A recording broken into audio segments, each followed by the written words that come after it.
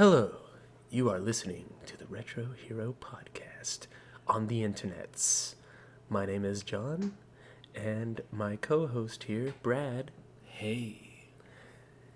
You're going to listen to some nice jazz tunes as we throw this over to my boy. His name is Billy Jenkins, and he plays the Yaz flute like nobody I've ever heard before. Billy Jenkins and that Yaz flute just makes my soul feel so warm every time. I mean, I actually made love to one of his songs. I know, I was there. Yeah. Oh, yeah, that's right. And it was a magical time. No, what's up, everybody? This is the Retro Hero Podcast. I'm John, obviously. My co-host, Brad, my sexy co-host. What up? And, yeah, it's episode 3. Holy shit. How the fuck did we make it this far? I don't know. I don't know why do we keep doing this? I don't know. No one's listening to it. No, so just us. We just have to force our friends and family to listen. Please listen and critique us. We love the sound of our voice. I think that's what that's it is. That's really it. Yeah. I listen to it to go to sleep. Yeah. Just focusing on your voice. I masturbate to it, you know. Really? It's like, no. Yeah. I haven't tried that. Oh no, trust me. It was the best orgasm I ever had in my life was just hearing my voice. Yeah. Did you live stream that? Yeah. I should have. I should have. Definitely should. Maybe have. next time. That'll be like a bonus for anybody that. Yeah. So yeah, if you go over to Patreon and drop a couple dollars in there, and we'll give you some free John. Yeah. Fucking behind the scenes pleasure making masturbation videos just for you. Yeah. I think they would like that actually. We might get more people to listen to this podcast if they see that cuz I'm a pretty decent looking guy. If I'd say so myself. I'd become a Patreon just for that. Yeah. Awesome. Speaking of Patreon though, we got our first Patreon donor. Oh, yes, we do. My cousin Tony. Hey, Tony. My cousin Tony. Hey, Tony, thanks for coming to the Patreon. Me coming to the Patreon, man. Thanks, Tony. Yep. And it's actually his birthday today, too. So happy birthday, Tony. Happy birthday, the big 3-1. Oh, shit. I'm almost there. Yeah. Don't remind me. So I appreciate that. And if you want to be as cool as my cousin Tony, you can hit us up on our Patreon at /RetroHero. Yep. Please go. Please help us out. The more you help us, the better shit you get in the end. So if you like what you're listening to now, it's just going to get a lot better. It's like the circle of life. Mm-hmm. Yeah. Right? Just like and there's so much, you use your money, just $1 to us. Just think about that. $1 goes a long way. We'll be responsible with it. Yeah, Promise. Sure. Promise. I actually, with that $1 that Tony donated, I used it on my bad cocaine habit. So how much coke can you get for $1 these days? Well, if you give a BJ too on the side, it goes a long way. So you only have to give him like a 45-second BJ versus a minute-long BJ. With right. Okay. So yeah, it's not too bad. Hey man, you know all those fucking back alley secrets. Yeah. So thanks, Tony. Appreciate that $1. Went a long way, and it will go a long way. Cash money. Yay. But and if there's any other way you want to get in contact with us, we have our Facebook, which is sort of popping a little bit. We're getting that going. Facebook's getting there. That's probably the best way to get the most constant source of news is through the Facebook /Retro Hero Podcast. Yep. And then our Twitter is still like dead. It's not even born yet, but we'll get there eventually. Maybe. Yeah, come on. Once we get more than like 4 people, we're not gonna be tweeting like Donald Trump anytime soon. But maybe we should. That would actually probably get us a little more. It's gonna popular. be great. Listen to Retro Hero. It's gonna be huge. We should just talk bad about transsexuals and then anything like that. Yeah, that's a way to get some fans. Yeah. Well, we'll get the fans. The Trump fans. Yeah, they're strong supporters, obviously, so it might actually be a good thing to do. All we have to do is lie to them and promise them shit that they can't have, and they'll follow us, right? Right, exactly. So you can, if you want to follow us on Twitter, we'll follow you back too, but we're at the Retro Hero on there. We have our YouTube page. If you just search Retro Hero Podcast, you'll see we have 2 of our past 2 episodes, and one of our live streams of Super Mario 3 is up on there. And then, of course, our email, you can get us at retroheropodcast@gmail.com. That's a good place if you have questions or anything. We want to answer fan questions. Please, someone send something. Jesus. Anything goes on the Gmail. Yeah. Just send us questions, comments, critiques, troll posts, whatever. We'll read it all. Definitely. But we'll respond. We'll read. We'll respond. Grace you with our presence. So now that we got that BS out of the way, the whole Really though, Patreon.com. That's where you want to go next. You're such a whore, Brad, but I love it. You're a filthy, beautiful whore. So somebody's got to do it. Somebody's got to do that job, right? The oldest profession in America is the prostitute. So you whore yourself out. You can't see, but I'm rubbing my nipples right now. I can though, and I'm loving it. But so now that we got that BS promotional crap out of the way, hey, that's our lifeblood. It's not BS. Well, you know what I mean. It's not what they want to hear about usually. Every time I listen to a podcast, I'm like, oh, Jesus, here we go. It's like, promote yourself. And like and subscribe. Oh, yeah, like and subscribe all the time on our YouTube page. Yep.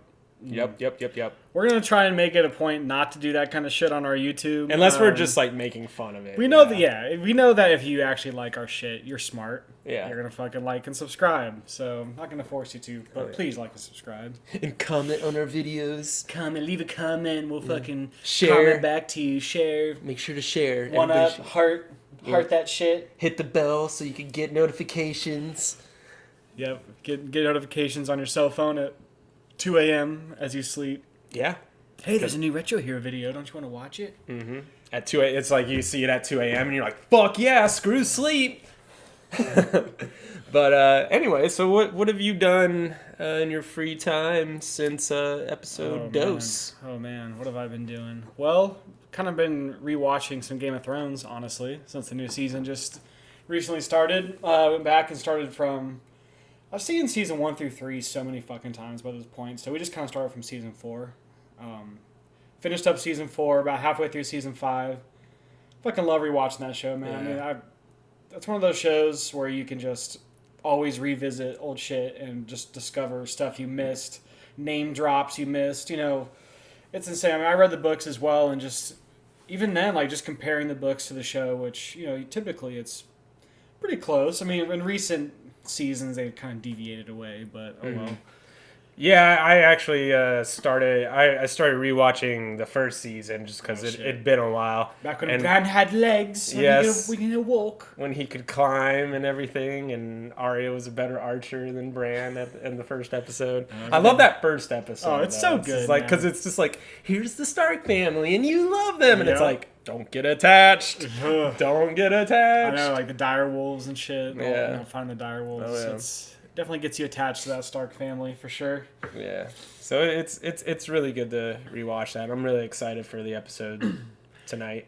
Yeah, man. New episode. We think that well, at the time of this recording, the last episode we saw was Grey Worm finally getting some. Oh yeah, so you know he's gonna be dead. So yeah, we think he's gonna die. There's no way that in the world of Game of Thrones you don't get some action like that and live. Nope. I mean, look at fucking Jon Snow and Ygritte. One of them died after getting some puss. Well, they both died, really. Well, true. True. Yeah, there's no happy endings in Game of Thrones. Not really. No, I'm not expecting anyone to be happy at the end. No, hell no. I think the White Walkers are just gonna win. They're gonna party. They'll be happy. Yeah, the Night King or whatever. He's gonna, you know. They're gonna fucking get to King's Landing and just fucking have this badass fucking undead party. Yep. But I'll be there. Yeah. So and then we also Brad and I watched Dunkirk. Oh my god, yes. It was so fucking amazing. That was a beautiful film. It was a work of art. It really was. Kind of not your typical World War II movie like Saving Private Ryan, or most recently I watched Hacksaw Ridge, and those are very bloody, kind of, you know, the horrors of war through like fucking dismemberment. And Dunkirk was more just like surviving the moment. The unknown, for sure. Yeah. You never really see or hear the enemy directly. Yeah, you don't see a Nazi. I don't think you see one Nazi. You see the bullets flying. No spoilers, so sorry. Yeah, no. Spoiler alert. But you don't really. You just see the bullets flying. You know, or the planes flying. Or you hear them. But yeah, it's the sound design. Some of the best sound design I've ever heard. Oh, I felt like I was on the beach with them. Just the sounds of the bullets hitting metal and just everything kind of made you jump a little bit. It was very uncomfortable the way the boats just sinking and the groaning of the metal and just underwater. I don't know if it was just like the XD being in that, but I just never felt so immersed into it. I never felt like I was actually in a movie like I have watching that. I felt like I was on the beach. You hear the bullets flying. Yeah. You felt like you're right next to these, British soldiers. It was It was amazing. Well, that's Christopher Nolan's brilliance right there. You just man. really felt immersed into that world at that time. Yeah, and it's definitely crazy. one of the best World War II movies I've seen, and it's one of my favorites now. And I've only seen it once. I want to see it again, but it's after letting it sink in too, I better. Appreciated it more. Especially, I don't want to get too spoilery, but just one of the end lines was like, there was an old man like saying like, thank you for your service, and one of the guys just says, all we did was just survive. Yeah. And that line just like hit me harder after the movie, like rethinking it. He's like, we just survived, we didn't do it. And then he was like, I think the old man said something like, that's enough, or like, that's what we needed, and it's just like, that line is just so powerful, because they're like, the movie is like they're surrounded by the Nazis, and you just feel like caged rats or something, fish in a barrel, essentially. Yeah, but we highly recommend that movie if you haven't seen it yet. And if you have seen it, go see it again. It's that fucking good. Yeah, definitely. Definitely one of Christopher Nolan's best. One of his more just fucking immersive movies, man. I mean, not a lot of story, not a lot of fucking dialogue. Just intense. I like that about the start movie to too, finish, because man. it's like there really wasn't a wasted line, because there isn't a whole lot of the action is the dialogue in a way, and what you see on their faces, that portrays everything. It reminded me of Mad Max a bit in that sense, where there's no wasted line, there's not a lot of dialogue, there's not a lot of Hollywood cheese, like a lot of war movies, like Pearl Harbor and shit. You're just like, geez. God, this is fucking. Let's throw a love story in this. Exactly, man. I appreciate Dunkirk for not adding all that extra weight onto the story. It was just about those people surviving that week or those hours. Those. So, yeah, fucking that movie's been sitting with me all week the right way. Same here. Yeah, it's definitely one of the best movies I've seen in a long time. And I don't go to the movie theaters very often. No, we don't. I really don't. I'm just kind of over that, unless it's like a Tuesday afternoon when I can do it, just so there's not a whole lot of people in the theater. But just go see it in the theater. If you can see it in XD, do it, because it just puts you right there. Yeah. It's amazing. Hell yeah, man. What else? So what have you been up to, bro? Well, I mean, I guess we could talk about that, the old backlog. Why don't we talk about your accomplishment that I'm actually very fucking proud of you, that you finally did something. I beat Persona 5. Fucking beat it yesterday, actually. Yeah. Hear ye! Brad has beat Persona 5! Let it be known! Oh, man, it's about fucking time, Brad. Yeah, I fucking just kind of powered through that last bit there over this past week, and here I am, done. Loved it. Loved every fucking minute of it. It was very bittersweet. I didn't want it to end. Yeah. I was ready for it to end in one sense, because I spent 120 hours with the game. 120. I think I did 113, so yeah. On the flip side of that, it was just like, God, I don't want this to end, man. You're so attached to those characters and the story and the world. I will say I felt more bittersweet with Persona 4, though. For sure. I liked the characters of 4 more. Not like a lot more. I loved 5, but the characters in 4 I got more attached to. But I liked the overall story of 5 better. And I liked Tokyo as a setting a little more. I liked... Yeah. Obviously, it's a bigger game. It's 2 generations later than Persona 4. But I just... Like I said, the characters of 4... Or hold a more dear spot in my heart, but the story of 5, I fucking loved it, man. I think the bittersweet ending, though, with it was like just having, after 4, you have like a few months of gameplay. It's like the winter time, and you can still build those social links, but it's about to end, but you're still hanging out with your friends. But like Persona 5 is like right after you beat it, it's almost like boom, boom, boom. Yeah, you get like that. You get the Christmas, then you get the Valentine's Day. But it's like that's like 2 days. They like fast forward. But Persona 4, like you go a little bit longer. Like the game's still going. It's just a social link builder for a while. Yeah. But you hear the somber. It's like sad music. It's wintertime. It's snowing, and it's about to end. And you're just trying to hang out with your friends as much as possible before you leave. Yeah. So that it felt like in 4 that was like it was harder to let go. Yeah, because you have kind of like that conflict-free few months to just spend with your friends. Where 5 did end a little more abruptly, but man, what a game! Definitely pushes the turn-based RPG genre forward, which it was getting stale, and hopefully it kind of revives the genre, man. Because a lot of RPGs that we grew up with, like Final Fantasy, went with the more like action kind of action-based RPG, which I like, but man, I'm always a turn-based at heart. I love turn-based strategy. I love turn-based RPGs. That's what we grew up on. Yeah, exactly. I just like it. I like the strategy element of it more. Me too. And I mean, It's I not do just button mashing. well, Like yeah, you man, have to play on your next. I do love the Tales series, and some of the Star Ocean games. Oh, I love Star Ocean. The newer ones are well, the newest one was meh, but. Yeah.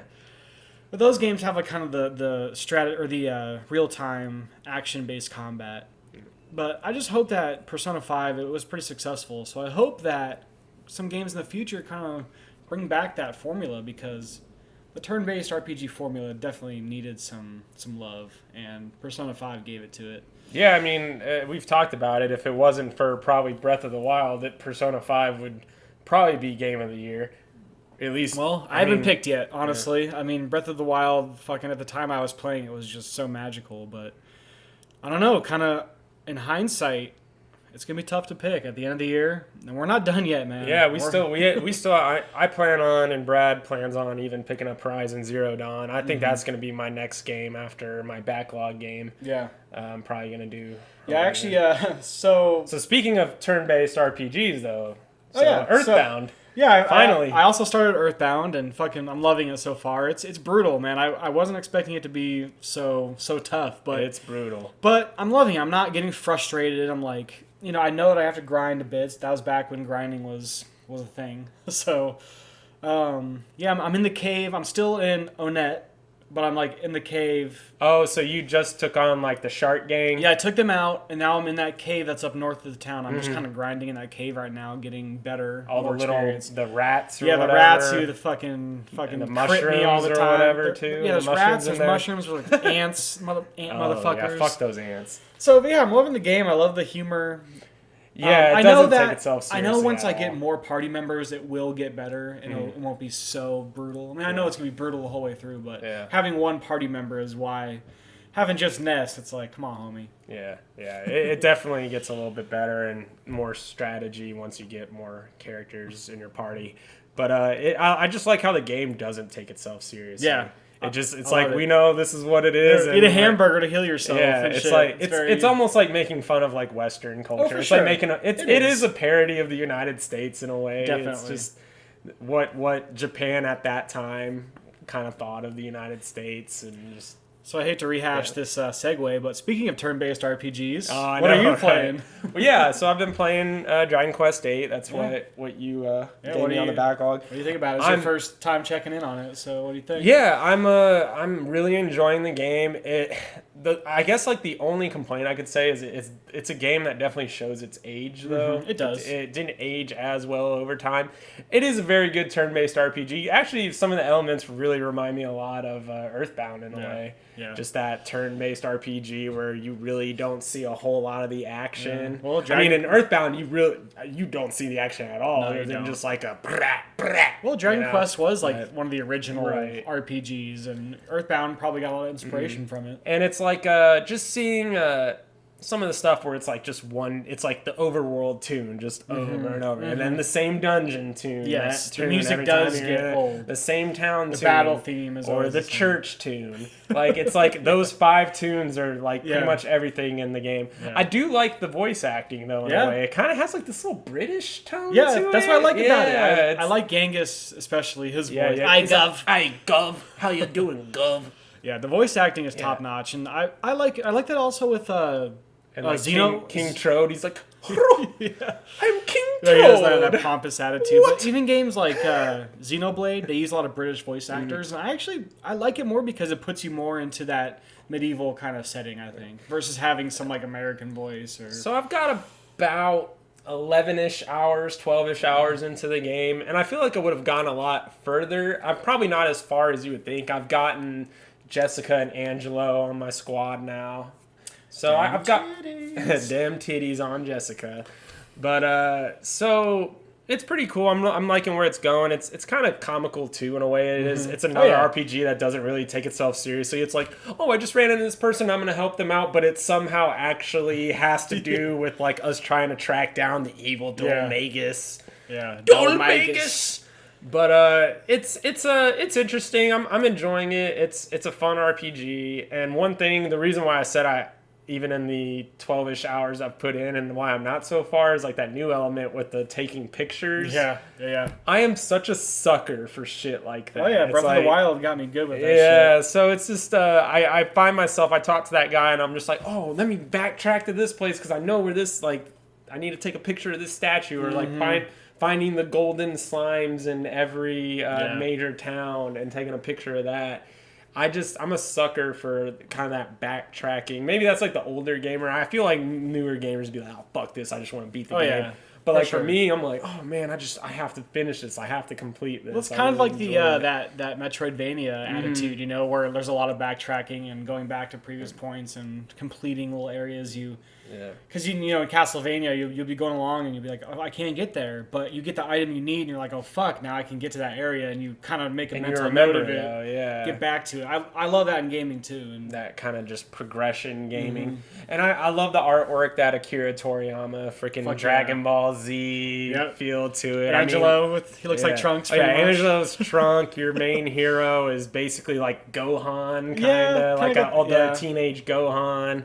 Got that look to him. Yeah, and then Yangus and Jessica, not so. I mean, they have that Akira Toriyama look, but they don't really remind you of I love his art style, man. He has such a unique... I mean, it's not the most detailed, but it's so unique and just comical. You see it and you know, you're like, that's Dragon Ball Z. What I love about his art style is it can be comical and whimsical, but it can also be like serious and badass looking at the same time. Like, it's so good. I will say Golmagus, when I finally got to see his face, I was like, really, this is the fucker? Like, he's got like that Frieza voice. It's like his voice doesn't match his face whatsoever. He just, I don't know. It almost looked like he was trying, it was like almost a Kefka ripoff or something in a way, but Kefka's actually one of my favorite villains of all time in an RPG. Final Fantasy, right? Yep, Final Fantasy 3. I can't pimp that out enough. That's going to be on your backlog eventually. Yeah. So fuck yeah. But other than that, I've actually started playing some Titanfall 2 again. They recently released this horde mode called Frontier Defense. I'm a sucker for horde modes and shooters, so kind of jump back in. I'm having a fucking blast with it. I played a couple matches today and just... It's, it's your standard fare as far as horde mode goes, but it's, Titanfall 2 is such a good game. It got overshadowed by fucking Battlefield 1 and some other games last year, but honestly, it was the best shooter to come out last year, by far. Yeah. It's one of my favorite shooters in a while. The campaign was fucking amazing. It's a game that doesn't get enough credit and recognition, and with this, and all these updates have been fucking free, man. This fucking Frontier shit was free. There you go. Pretty much all the updates they put out, all these map packs have been completely free. Go back to DLC. Exactly. Revisiting our last episode. But yeah, Titanfall does it right, man. Everything's free. It's fucking robust. You feel like you're getting your money's worth. I already paid $60 for the game, so... That's awesome. See, that's the way to do it. Everybody should take note, then, of that and go from there. Yeah, they're doing it right. So yeah, Titanfall 2, I've been playing that again. That's really about it. I mean, Persona 5 kind of took it out of me, man. Yeah. So, another thing, I also picked up Nier Automata. Yeah, have you played it? I haven't yet. I'm saving it for probably after... probably once I play a little more Titanfall and maybe play some more Crash. I was gonna pick up Earthbound 2. Yeah, that's my main game right now. I was gonna pick up Splatoon 2 for my Switch, but after playing the Splatfest and just I had the original Splatoon and I ended up giving it to my son just because it didn't quite click with me. I want to love it so hard. I want to like that game. I want to get into it, but I just can't. It has the elements of being a very great game, but I just feel like Nintendo dropped the ball on what it could be. It's like it's a great idea. Like I said, I just feel like the execution was terrible, especially like with certain modes, like the Horde mode that I hear is like very popular in Splatoon 2. Yeah, the Salmon Run.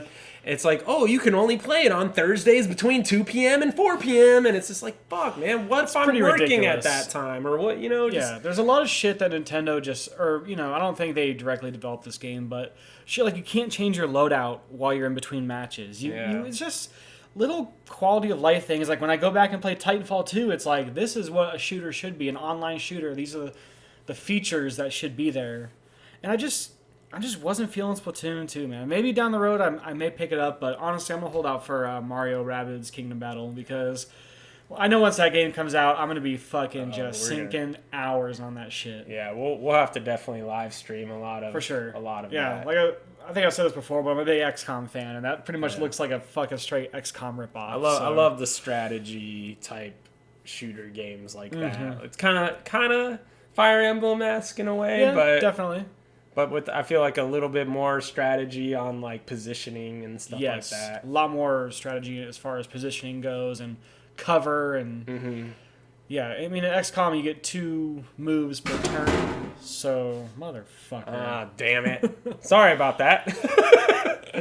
So you get 2 moves per turn, so you can either shoot twice, you can move and shoot, you can move and take cover. There's like a little more strategy with that versus Fire Emblem, where it's like you can move and attack, but you can't do 2 separate actions like in XCOM. So anyways, Nintendo, just get your shit together. Splatoon 2 could be so much better, and you know it. You know you're freaking handcuffing your audience. You know you are. You've heard the reviews. What the fuck? Make a patch. Fucking clean that shit up. Make it Fuck so you can play Nintendo. Salmon Run whenever you want. Honestly, and the other thing that fucking... Change out your weapons in between a match. Switch your clothes, because I hear like clothes have a certain like attributes that can help you out. But no, if you want to switch your weapon, if you want to switch your clothes for strategy wise, you got to exit the game, and then you can be out of the party that you were in. Like say if I was playing with you, and then it's like a bitch to get us back in another party. So you can't even play. That. You can't play with your friends on the same team Until you get to like a certain rank. I heard. You can do it on the competitive, but if you're just playing Turf War, we can be in the same group, but we won't be on the same team every match. That's and then the whole thing. like the shit with the fucking voice chat app and all that smartphone bullshit. Yeah. The fact that the Switch is a split screen console and there's no 2-player split screen in that game. Yeah. I can't bust it out. Can't play split screen on my TV or anything. You have to have your own Switch. So that's another reason why I was like, it's not for me right now. I got enough of a backlog right now with Earthbound and Nier, and I've also got like Crash. I've got Ratchet and Clank. I've got Wolfenstein. So I mean, I've got shit to play. So I'm gonna hold off on that game for now. Yeah. No Splatoon. No Splatoon for me. Splatoon 2.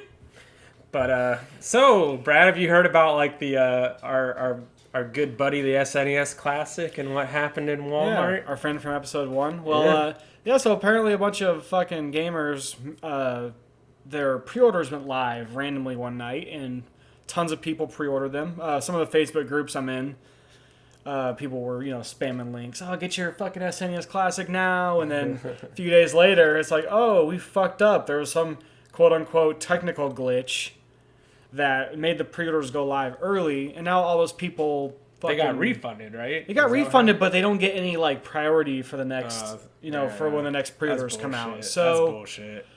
I'm not taking part in the madness of the SNES Classic. If I go to a store and I see one, I will pick it up, but I'm not going to be out there fucking emulate Raspberry Pi. I mean, I'm not going to be out there fucking hunting one down or trying to pre-order or fucking getting into fist fights with people over that shit. If I see one, I'll pick one up, but I'm not going to fucking hunt one down.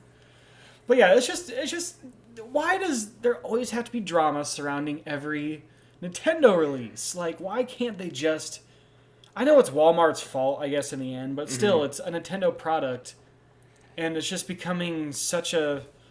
We're just getting so used to it. Yeah, I mean, I feel like Nintendo's just loving that they demand not meeting the supply. I think they love it in a way. They almost love this like rarity, like you manufacturing really scarcity. Yeah, like you'll make it want it more if there's less on the market. But I just hate that strategy because it's like you could sell more. I would have bought it. I would have bought an NES Classic if I could have found one. I'd have an NES Classic too. It's not like they're that hard to make. I mean, come on. But I don't want to fucking search for one. I don't want to fight people for one. Exactly. I don't want to pay triple the price on eBay for one. That's not...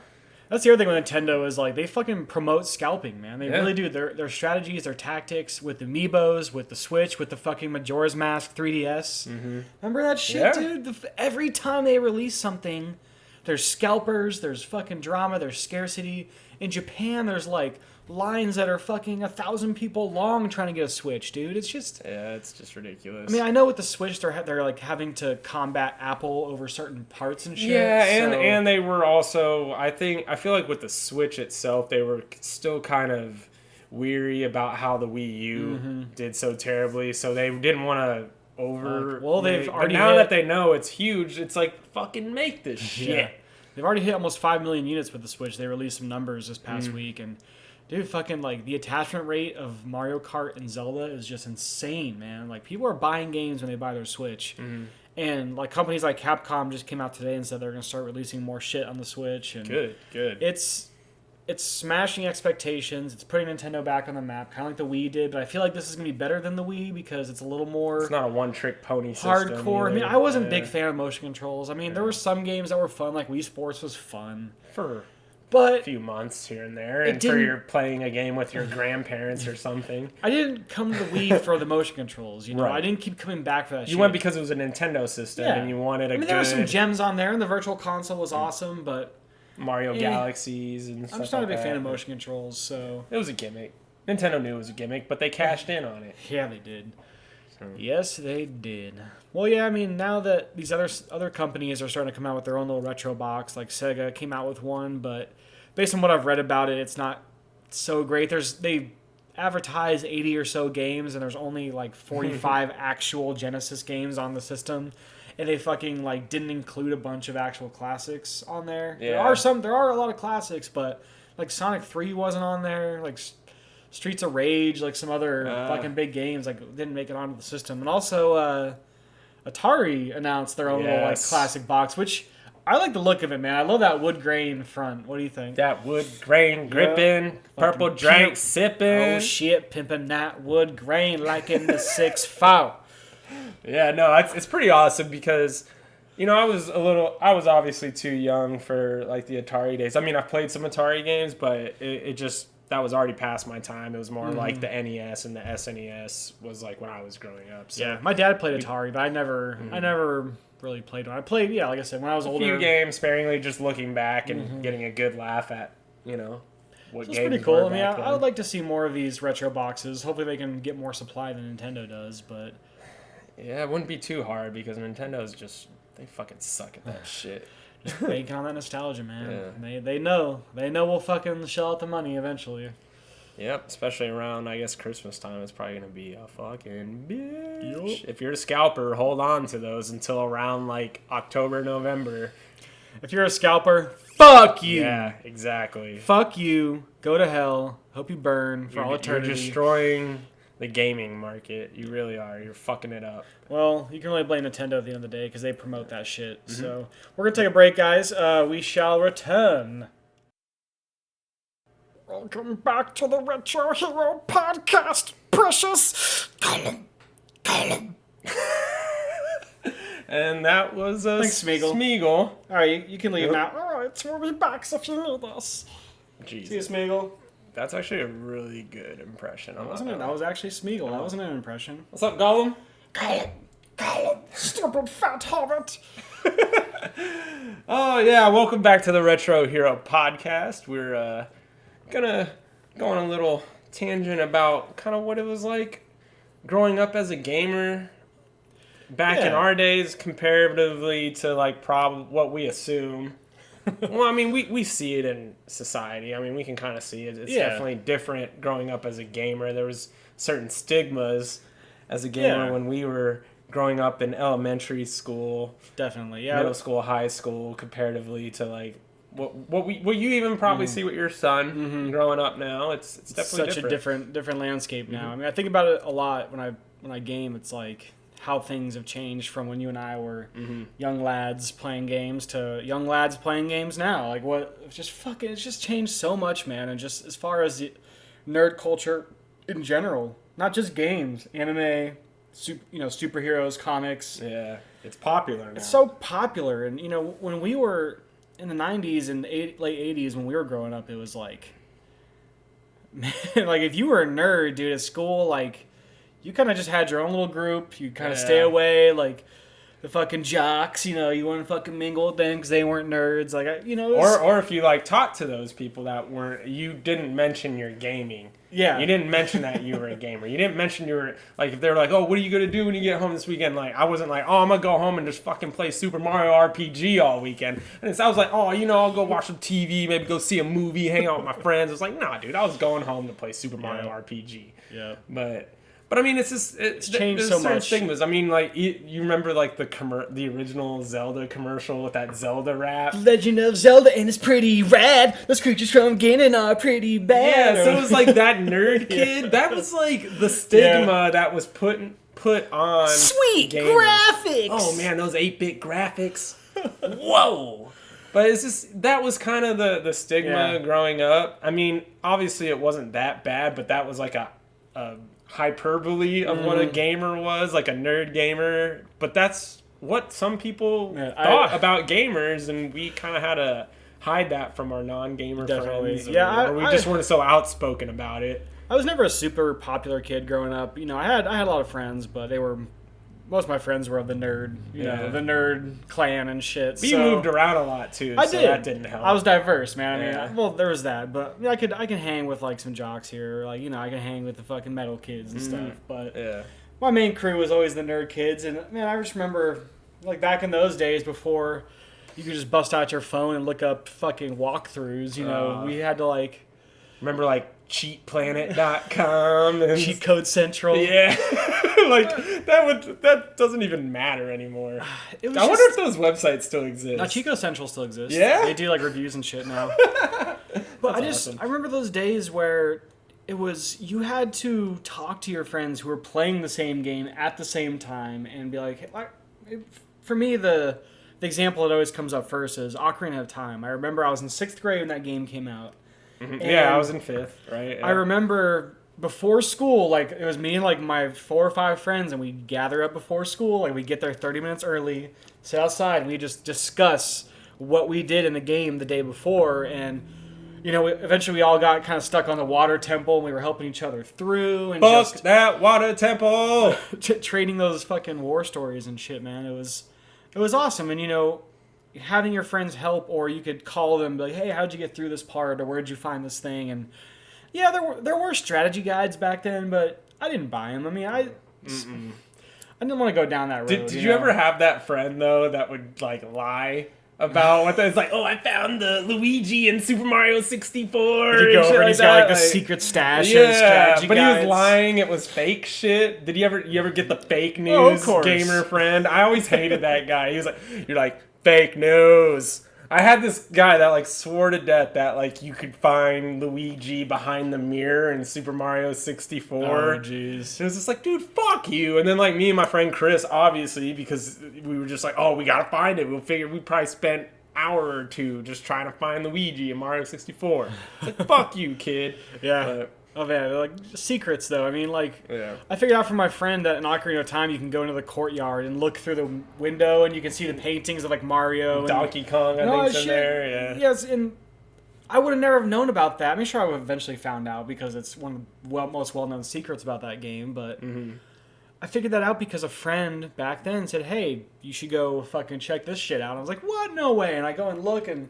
Fucking blew my mind. And that experience it's hard to recreate. Now it's like you just go on fucking YouTube. It's like top 10 Easter eggs in this game, and you can just watch a fucking top 10 video of every secret in that game. And it's like, well, I didn't have to do any effort. You can't even watch a trailer for a Marvel movie without seeing on YouTube all the Easter eggs I saw in the trailer of Captain America Civil War with the red circles like highlighting the fucking character in the background with the arrows. Man. Fuck yeah. That's just kind of the culture we live in today, where you don't discover things on your own or through your friends. It's just the internet is your friend on the playground now. That leads me to another thing that kind of bothers me about being a gamer now versus back then or just in general with everything now. Everything is covered so much during its development, as in like as far as movies go while they're being shot, games while they're being developed, music, you know, while they're being recorded. There's so much behind the scenes access and previews, and you know, like almost everything about that game by the time it comes out. There's no surprises. Versus back in the day, you might have read like a magazine article, or you might get some like light scrapings of preview material. But when you play that game, you were really going in blind. There might be a trailer or something like that, but now it's like everything we're talking about even before trailers, before YouTube, before like. But I mean, I think there was like an Ocarina of Time commercial or something back then. That's probably the most you could have seen on the game before it came out. But even then, the commercials didn't really show you too much. No, they didn't, and it's especially not like a secret or anything. I mean, shit. Remember like the Smash Bros. 64 commercial? All it was just the people and the mascots just beating each other up. You so saw happy maybe like together. yeah, you might have saw like 5 seconds of actually gameplay, but it was just like a guy in a Donkey Kong suit beating the shit out of Yoshi, and you're just like, I want that game. Like that's just what it was. Yeah. You know, we didn't have YouTube. We didn't have every facts and walkthroughs online. It's just that culture now. It's to where everyone wants to know as much as possible about something before it even comes out. Where it's like, I'll be on IGN or that's the site I go to a lot, or Kotaku, and it's like 30 minutes of gameplay footage. The first 30 minutes. And it's like, why? I want to experience that on my own. I'm sure there's some people who don't give a fuck. They're like, I don't care about spoilers. I don't care about that shit. They want to watch it, but that's not me, man. I like to know as little about something. I know this is getting a little off topic, but what do you think of people that watch Let's Plays and they have like no plan or intention of playing the game and they just want to see it through like their favorite YouTuber? And there's like them, like it's just like that's them playing the video game, is watching someone else do it. Well, that's that Twitch culture now, is you don't even have to fucking play a game to know everything about it. I saw some stat, I don't remember the exact stat, but it was a pretty big number of people who watch Overwatch on like esports. Yeah. It's like 40% of them don't actually play the game. They just watch it. It's so weird. And then that's the other thing with like esports now, is it's like esports are like Major League Gamers and shit. I fucking watch this shit on like ESPN now, dude. And there's like stadiums packed with fucking people watching ESPN Dota. the Ocho. Yeah. Let's watch a League of Legends tournament. Yeah, like Dota or League of Legends, some fucking... Oh my god, and there's just a fucking stadium packed of people watching this shit. And there's like fucking announcers, and there's chicks interviewing these guys, and they're all just like fucking scrawny, like fucking Asian kids or white kids, and it's just like, dude. This is one thing. My one of my friends back in Texas, he's a big League of Legends player, and he actually introduced me to the concept. Is they actually have a fantasy League of Legends where you draft certain players that play certain positions in League of Legends. So it's like fantasy football, but you're drafting X-Fart 97 and he's a great left laner, mid laner. I don't even know the terms for these. Dark Slayer 59. And it was like you would draft these guys, man, and it was like, oh, Dark Slayer, man, you know what? Team. Dark Slayer 59, he's a rookie this year, man. I'm telling you, he is going to fucking tear up the league. His stats from college, man. His stats were so good. Like they go to fucking Dota college and shit. Dota Community College. NCAA Dota. Yeah, it was just like when he introduced me to that, I laughed so hard, and he wanted me to get on it. Yeah. I'm like, I don't even fucking know anything. No. He's like, I'll tell you the good teams. John, and no, I didn't. But I actually watched them, and they were like super into it. It's just super funny. Hilarious. They'd be like, cause they would play on like certain days. I think it was like Fridays, and it was like, all right, I'm gonna watch my guy, and like, oh, he got these kills and this many wins and this team, and it was just like, oh shit. Like, it's just that's kind of what it's becoming, man. It's super funny. I can appreciate all types of nerddom, even if I don't take it part. Right. John and I once witnessed live Quidditch. Oh, that was the best thing ever. So that was in Houston, right? Comic Palooza. Yeah, and it was like upstairs of the George R. Brown Center. During like kind of like a downtime in between stuff, there were people playing live action Quidditch. And it was the most amazing thing I've ever seen in my life. It was amazing. Especially the golden snitch was like this skinny Asian kid in like a yellow jumpsuit like from the chick in Kill Bill.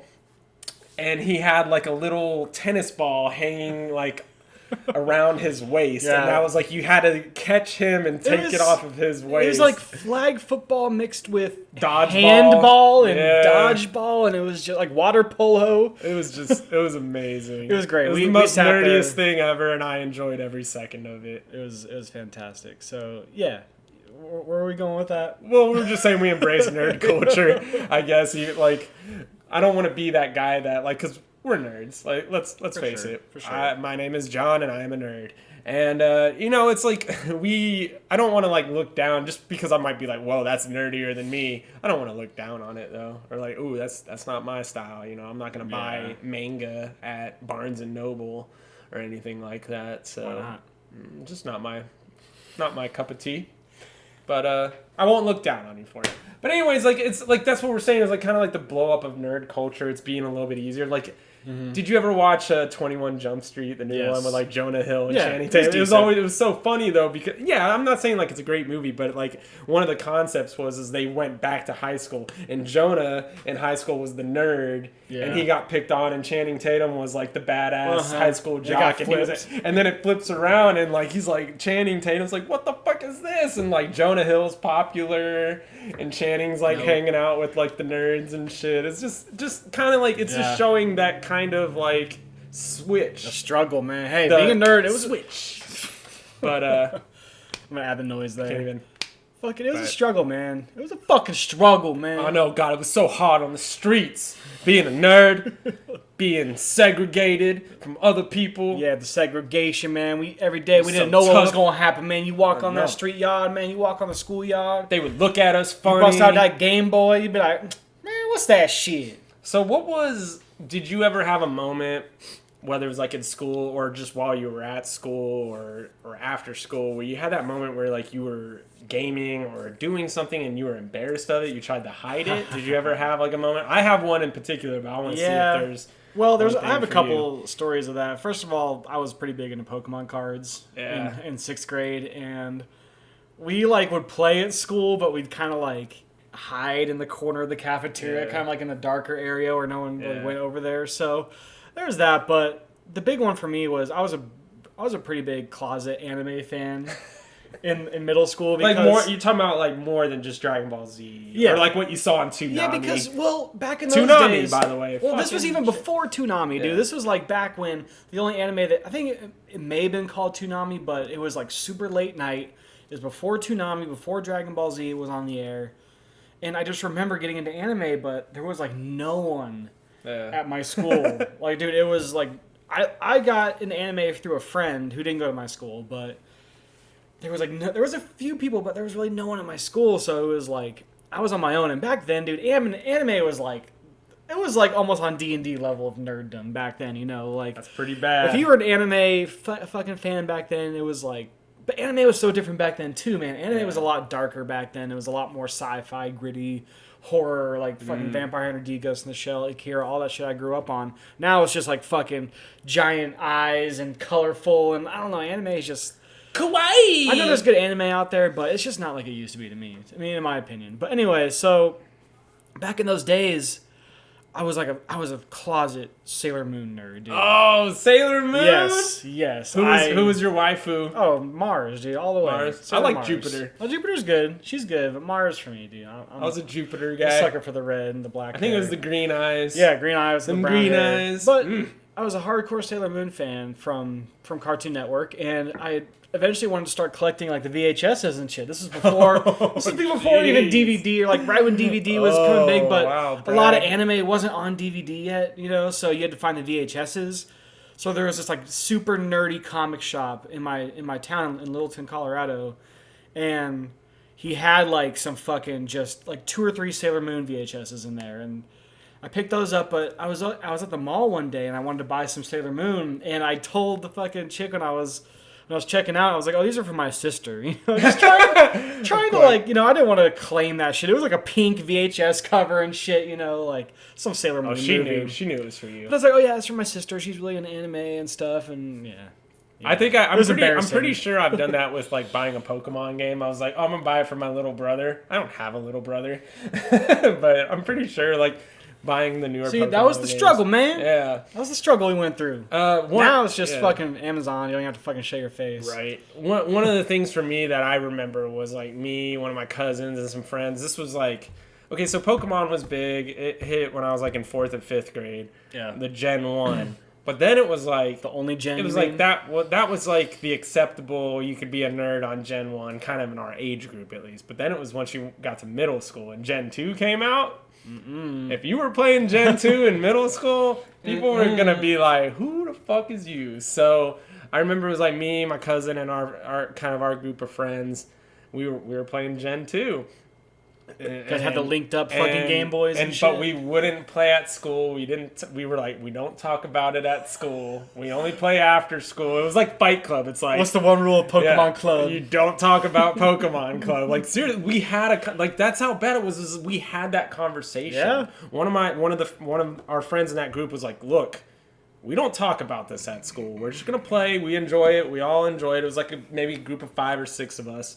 But we were just like, no, we're not going to fucking do that. So yeah, I know that struggle, man. It was crazy, but, you know. I mean, that's just one major thing. It was just, just as far as the acceptance of being a nerd within culture. Because back then, comic book movies weren't a big thing. Lord of the Rings hadn't come out yet. I mean, Star Wars was probably the most nerdy.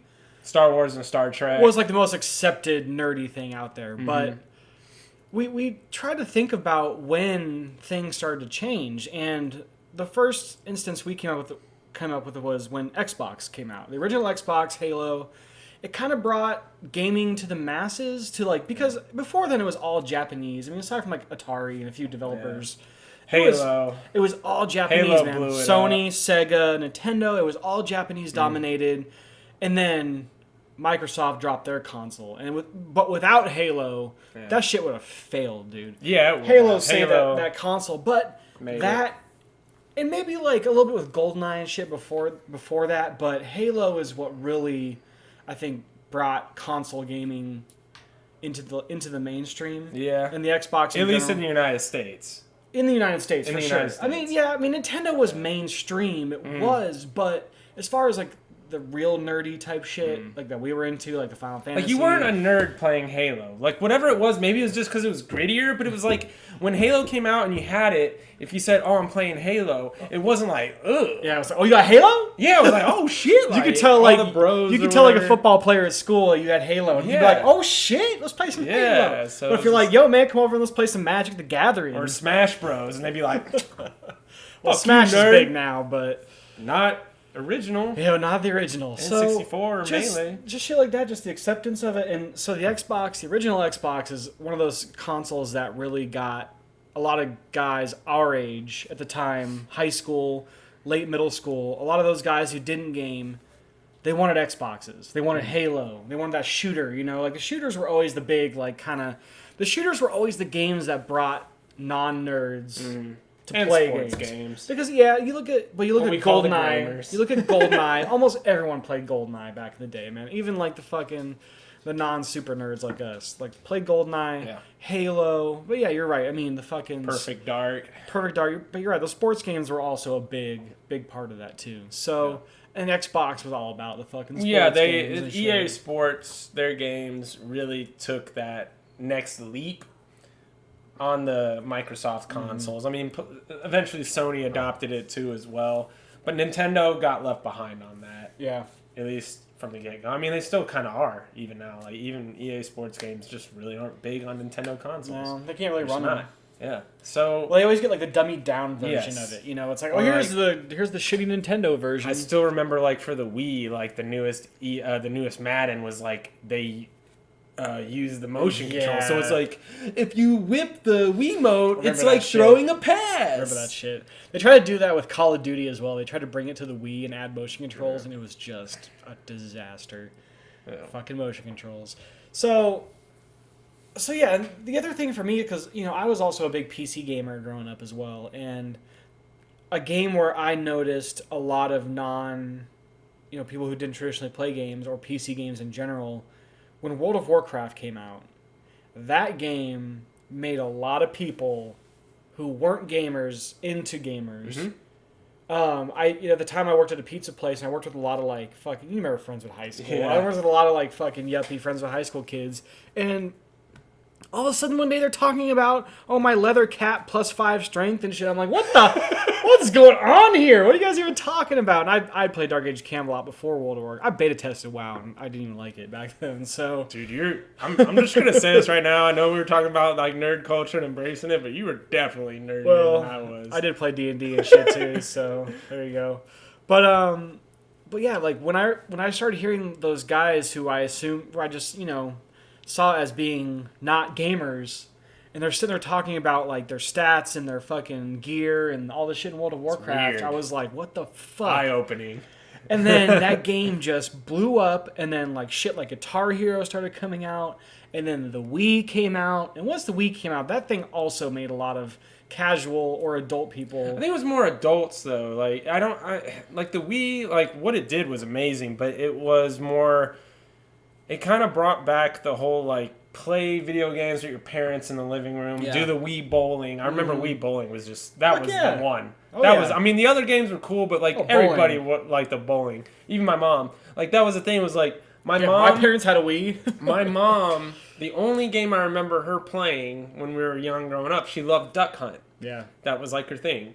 Motion controls. She likes to shoot shit. That was motion. I know, but yeah. Your mom just likes to shoot shit. I guess so. I'm surprised she didn't shoot me. You ever talk to your mom about that? No. You're worried about But I mean, like, that was motion controls. She have a real controls. gun? I hope She ever shot a real gun? Oh, no. She is in Texas, so I wouldn't put it past her.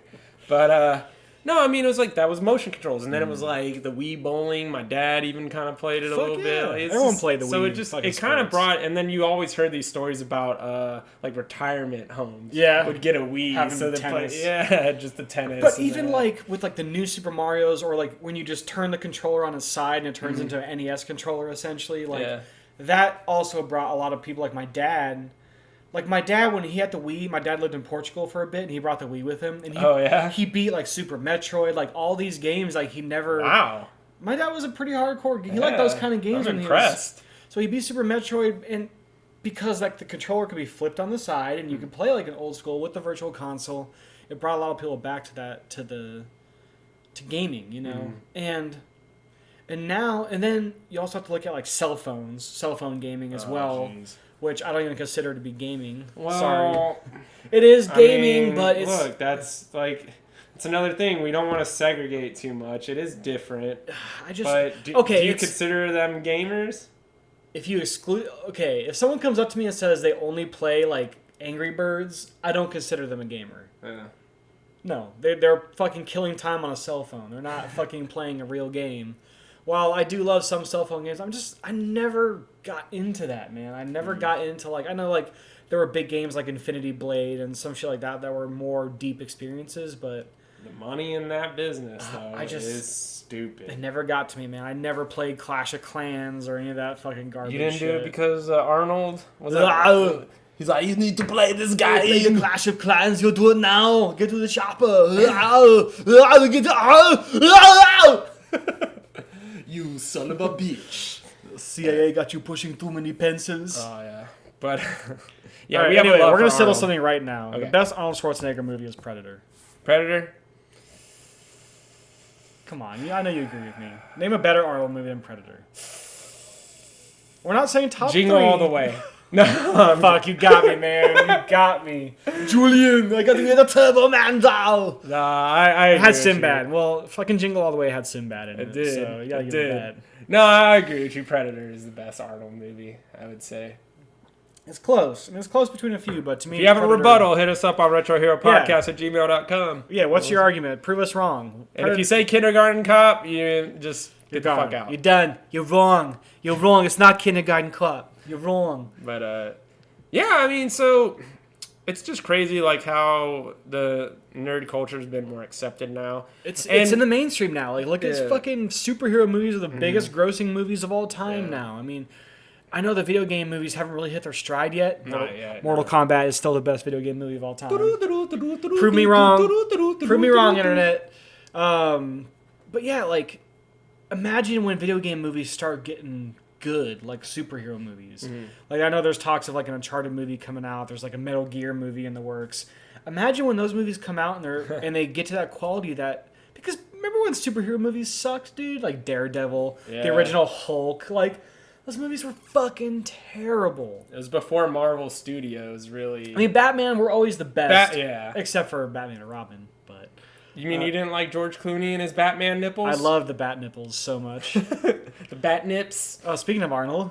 Yeah. Freeze. Oh, that actually... Chill. You know what, though? That role, though, was amazing. Yeah, I mean, it was bad, but it was amazing. Like, I don't know, man. A lot of people hate on Batman Forever. But I actually like Jim Carrey as the Riddler and Tommy Lee Jones as Two-Face. Like, I like... Well, that's not the one with Clooney, though. Well, Batman Forever, yeah.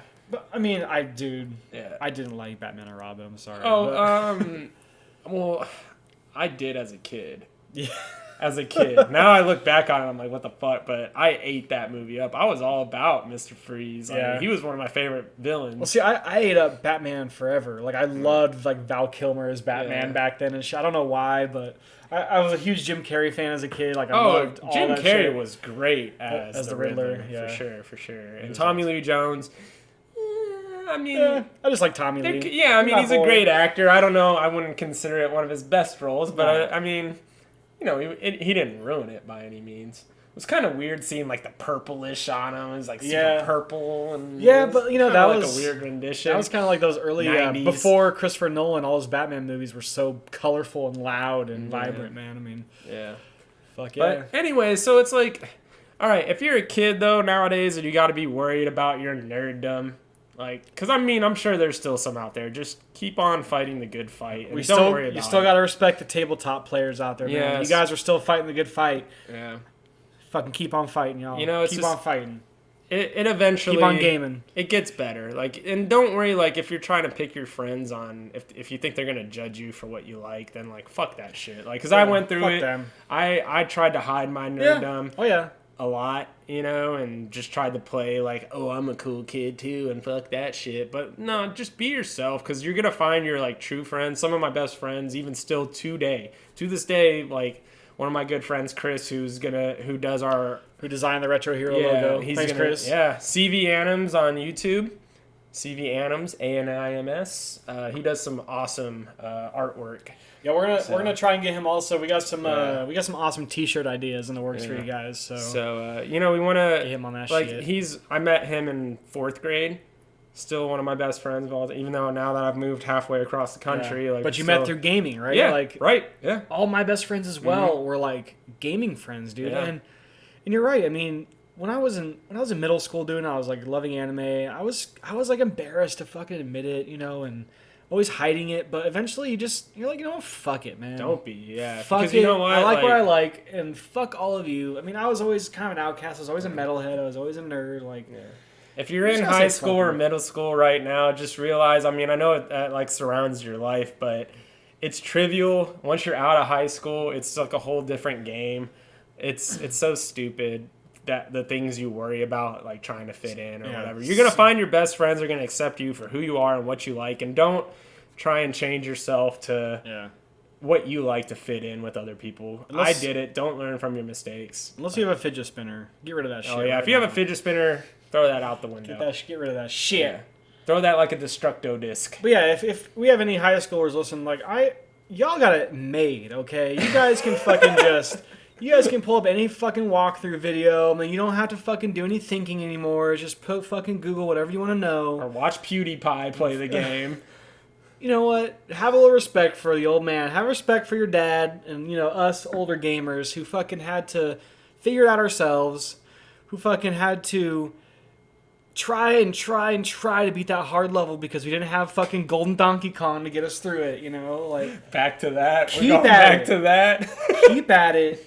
But you know what? Pick up a Super Nintendo. Okay. There you go. If you can get an SNES Classic, don't go fucking getting in any fist fights or anything over that shit. But if you can get one, pick one up because you'll fucking get some of the best goddamn video games of all time.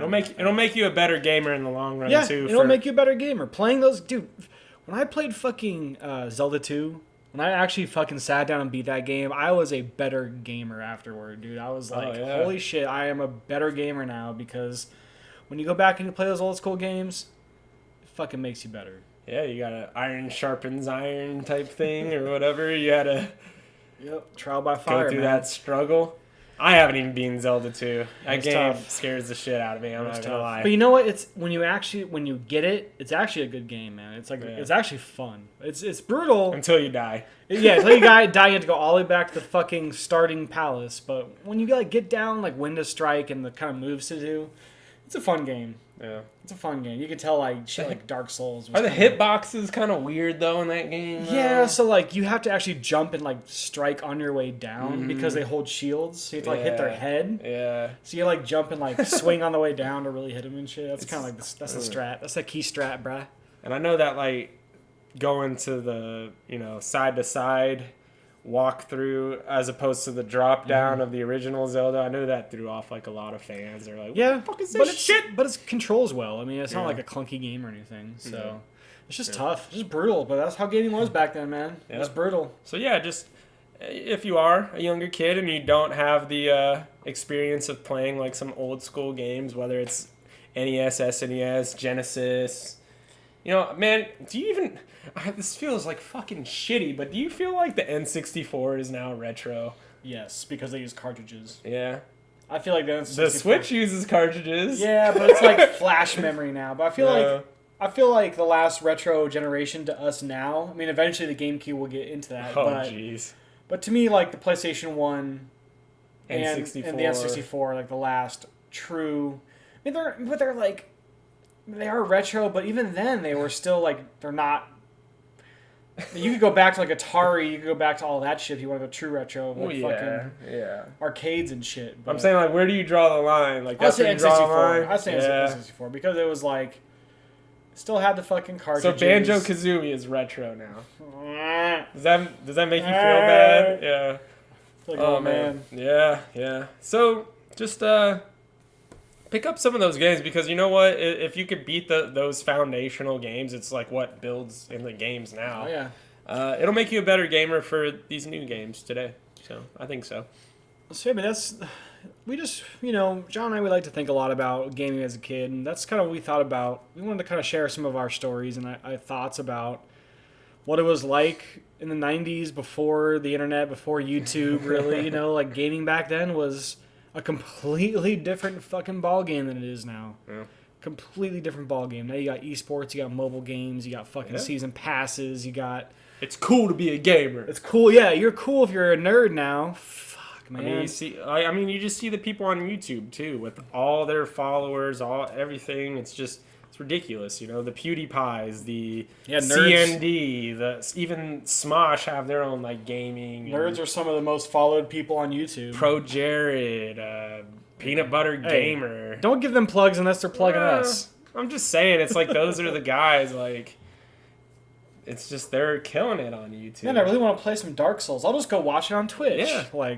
Oh yeah, I beat Dark Souls. What about that guy who like says he beat a game because he saw watch it, and he goes and says, fuck "Hey, you, dude. I beat this game." No, I'm sorry. If there is somebody I'm gonna say fuck you to, it's the guy that watches somebody play it and then acts like they beat it. Like, fuck you, dude. No, you didn't. But you know, nowadays you can do that. Yeah, because you'd be like, I saw what happened at the end, and they're not lying. Yeah. But you didn't do it yourself. Man, speaking of watching Twitch, I watched this dude play Dark Souls 3 from start to finish without taking a single hit. That's insane. That's fucking insane. Oh, I wonder how many times he played. I don't know, but he Think fucking about did that. it. And my mind was blown. I think we have to. I think we need to do a new segment, like in a future episode, about like speed runners, or like something example like that. Just like people that like play like one video game. Yeah. And it's like they just master it or whatever to the point where they're probably not even enjoying the game anymore. Well, that's what I feel like a lot of like people play fighting games, man. Like we were watching Evo a couple weekends ago, and we were just like, dude, these guys are they're almost exploiting the game. Like I don't want to say they're breaking it, but a lot of those guys will find like exploits and just fucking spam shit. And are they even enjoying that game at that point? Because eventually you just become robotic. Is kind of the way I see it. Is you just become a robot playing that game. And that's why I got turned away from. It's kind of off topic or off genre, but StarCraft 2, man. I really wanted to get into that game, but like the fucking build order shit, where it's like everyone. It just it boils down to calculations and a science. There's no creativity. There's no. Yeah. It's like, okay, this guy has this master build order that he got off YouTube. He's just gonna fucking spam that, and you're dead. You know, just like. Pretty much, and it's just like at that point, are you having fun, or are you just following a formula? That's another thing. And to me, that's not fun. Even if you win, like, where's the fun in that? If all you're doing is just a fucking formula, they just want to break being that a record. robot or whatever. No, fuck that. Fuck that. Fuck that. So yeah, man, that's if you guys have any stories from embarrassing stories as a kid, we'd love to hear them. Yeah, email them to us. We'll read them out. You could be anonymous too. We won't no rat you out. No judging. Come on, I was a Sailor Moon fan when I was. I know, yeah. If this 12, dude, okay. If this dude's gonna talk about Sailor Moon, I don't know, and he's playing Dungeons and Dragons and stuff. Like, come on. And he turned out to be an all right guy. All right. I'm all right. A decent man. I beat Persona 5. You did beat Persona 5. Congratulations. Thanks. Feels good, brah. Feels good, brah. Feels good, brah. Feels good. But yeah, I mean, that's all we have for you today. I hope you enjoy. If you really enjoyed our little rant, I mean, you can throw us a buck on Patreon. And if you didn't enjoy it, still go to Patreon and throw us a buck. If you did enjoy it, we'll make it so you throw enjoy us $2 because we'll make it better for you. We promise. We need that cash money. So you can hit us up on patreon.com/retrohero. And like we said, we have a Facebook, a Facebook. The Facebook. If you want to hit us on Facebook, Yes, we're on facebook.com/retrohero podcast. on Twitter. Retro Hero on Twitter. Yeah, at the Retro Hero. And then we're on YouTube as well. The YouTubes. Retro Hero at youtube.com. Yeah. Russian technology. And if you have any questions, like you said, I would love to have like a Q&A kind of